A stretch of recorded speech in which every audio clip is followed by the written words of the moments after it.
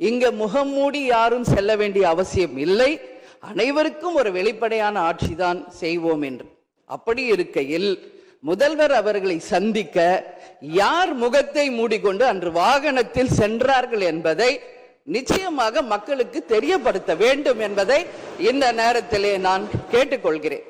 ஏன்னா அதற்கு காரணம் குதிரை பேரம் என்றால் இதைவிட ஒரு தலைகுனிவு இந்த வரலாற்று சிறப்புமிக்க அவையில் எதுவுமே கிடையாது. நிச்சயம் முதல்வர் அதற்கு பதில் சொல்வார் என்று நான் எதிர்பார்க்கிறேன். குதிரை பேரத்தில் எமது அரசு ஈடுபடுகிறது என்று கருத்தை தெரிவித்த மாண்புமிகு உறுப்பினர் அவர்களுக்கு நான் ஒன்றை மட்டும் சொல்லிக்கொள்கிறேன். இந்த அரசு குதிரை வேகத்தில் செயல்படுகிற அரசே தவிர